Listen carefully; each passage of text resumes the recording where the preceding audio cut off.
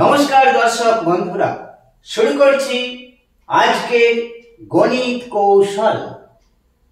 আজকের বিষয় বর্গ নির্ণয় করার কৌশল। অসাধারণ একটি কৌশল।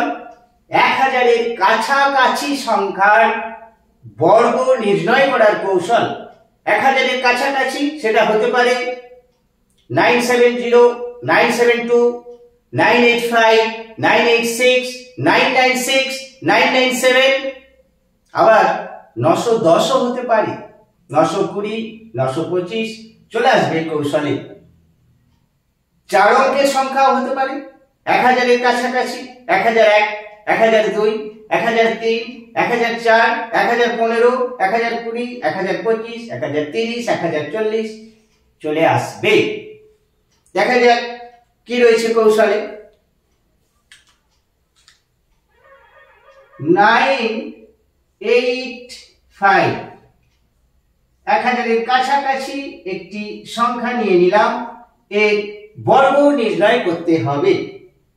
এর বর্গ আমরা সাধারণত কিভাবে নির্ণয় করে থাকি? 985-কে 985 দিয়ে গুণ করি, চলে আসে বর্গ সংখ্যা। সময়টা অনেকটা লেগে যায়, কিন্তু এর উত্তরটা কত হবে? 970,225। এটি হলো অ্যান্সার, বর্গ সংখ্যা। কিভাবে এটি সম্ভব হচ্ছে অবশ্যই কৌশলটি জানাবো। আরো একটি নিয়ে নেওয়া যাক। 995, 995। এটার উত্তর কত হবে? 995 990,025 এটি হবে অ্যান্সার। কিভাবে সম্ভব হচ্ছে? খুব মজার কৌশলটা, খুব মজার। আরো একটি সংখ্যা নিয়ে যাক। 998, 998 এর অ্যান্সারটা কত হবে? 998 এর বর্গ 996,004, 996,004 কিভাবে হচ্ছে?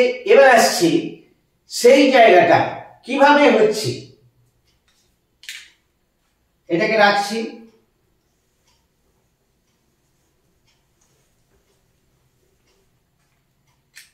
প্রথমে আমরা দেখব 1000-এর চেয়ে কত কম আছে প্রদত্ত সংখ্যাটি।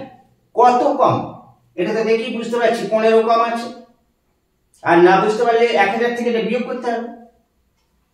কাছাকাছি সংখ্যা হলে দেখেই বোঝা যাবে এটা কত কম। 15 কম, তাহলে সেই 15টা 15 এ থেকে বিয়োগ করে দেব। 1000-এর চেয়ে যত কম, 1000 অপেক্ষা যত কম, সেই সংখ্যাটা বিয়োগ করে দিতে হবে। তাহলে বিয়োগ করলে কত হবে? এটা 0, 7, এটা যে 9, 970। এই 970টা এখানে বসেছে। এটা তো আমরা মুখে মুখেই করতে পারবো। 985 থেকে 15 বিয়োগ, তাহলে 970। কেন 15 বিয়োগ করছি? 1000-এর চেয়ে 15 কম আছে এটি, তাই 15 বিয়োগ। এইবার যেটা বিয়োগ করেছি সেইটার বর্গ। 15 বর্গ তো আমরা প্রত্যেকেই জানি 225, 225, তাই এখানে হয়ে গেছে 225। ওর পাশে বসিয়ে দেওয়া হয়েছে, হয়ে গেছে। এইবার যদি আমরা 995টা দেখি, 995 এটাকে একটু দেখে নিই।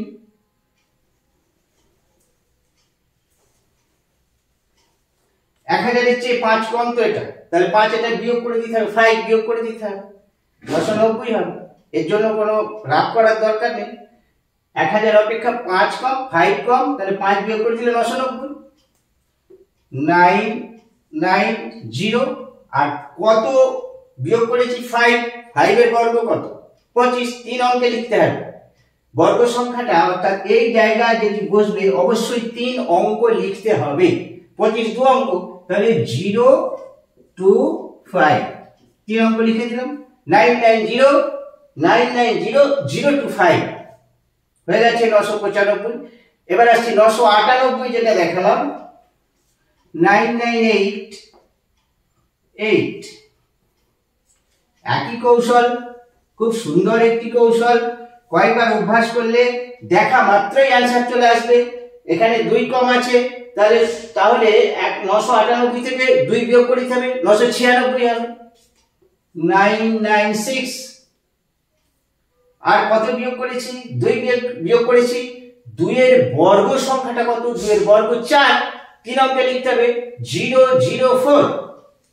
004 হয়ে গেছে বর্গ নির্ণয়। মাত্র কয়েক সেকেন্ডে অ্যান্সার চলে আসবে, কেবল কয়েকবার অভ্যাস করে নিতে হবে। এবার যদি আমরা 950 যাই, সেটা কিভাবে করব দেখা যাক। 950 গেলাম, 950, এটাকে কিভাবে আমরা করব?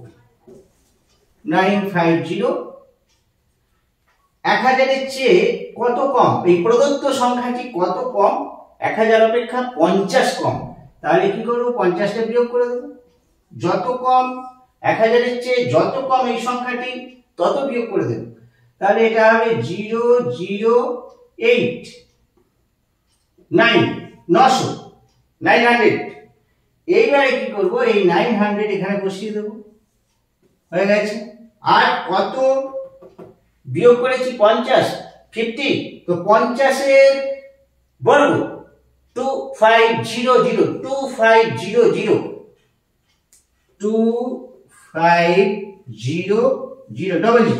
কিন্তু এখানে এই অংশটায় 3 অঙ্ক বসানো যাবে, 3 অঙ্ক, 4 অঙ্ক বসানো যাবে না। তাহলে এই 2টা ঠিক আগের ডিজিটে অ্যাড হয়ে যাবে, আর ওখানে 500 করে থাকবে, 500 এখানে। তাহলে ফাইনালি এটা কত দাঁড়াচ্ছে? 902500, 902500, এটা গেল 950। এবার যদি আমরা 910 আসি, সেক্ষেত্রে কি হতে পারে? 910 দেখা যাক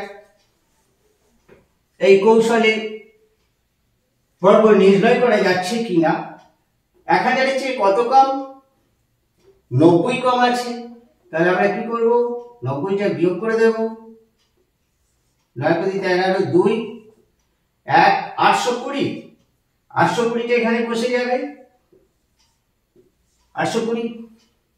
এরপর এই 90 এর বর্গ, 90 এর বর্গ কত হবে? 981, 8100, 100, 8টা এখানে। কেন এখানে? কারণ আমরা এখানে 3 অঙ্কই বসাতে পারবো। এই জায়গাটায় 3 অঙ্ক আমরা বসাতে পারবো, আর তার আগের সংখ্যাটা এই জায়গায় যোগ হয়ে যাবে। তাহলে ফাইনালি কি দাঁড়ালো? 828100, 828100, এই হলো 910 এর বর্গ। এইবার আসছি 1000 এর কাছাকাছি বড় সংখ্যা, 1000 এর চেয়ে বড়।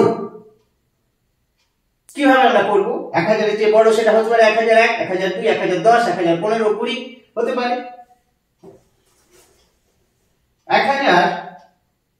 1001 নিলাম, 1001, এইটার বর্গ নির্ণয় করব। দেখা যাক সংখ্যাটা কিন্তু 1000 এর চেয়ে বড়। কত বড়? আগে দেখাচ্ছিলাম 1000 এর চেয়ে ছোট, এবারে দেখাচ্ছি 1000 অপেক্ষা বড়। কত বড়? 1 বড় দেখতে পাচ্ছি, তাহলে যত বড় সেটা অ্যাড করে দেব, সেইটাকে অ্যাড করব। 1002, এটা এখানে লিখে দেব 1002। আর এবার কি করতে হবে? যেটা যোগ করেছি বা যত বড় 1000 এর চেয়ে, সেই সংখ্যাটার বর্গ, একের বর্গ কত হয়? 1 হয়। 3 অঙ্কে লিখতে হবে, 001, 3 অঙ্ক লিখে দিলাম। হয়ে গেছে। এবার যদি 1003 নেওয়া হয়, 3 নেওয়া হয়, কি হবে? এখানে 3 যোগ হবে, তাহলে এটা কত হবে? এটা 6 হবে, 3 আর 3 6। এবার 3 যোগ করেছি, 3 এর বর্গ 9, 3 অঙ্কে লিখতে হবে 009। 1006, এটি ওখানে চলে গেছে, 009 হয়ে গেছে। এবার আমরা 1013 নিচ্ছি, 1013, এইটার বর্গ কত হবে?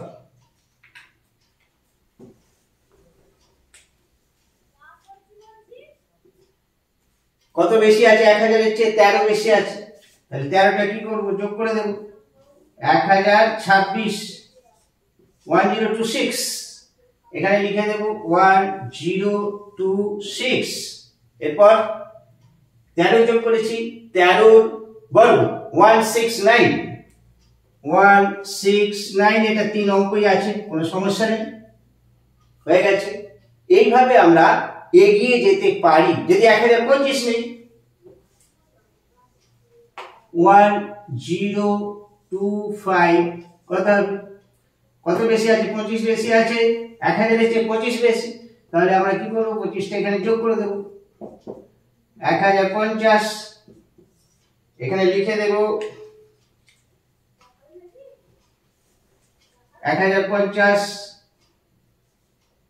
লিখে দিলাম, যোগ করেছি 25, 25 এর বর্গ 625, 625 হয়ে গেছে, 1050625।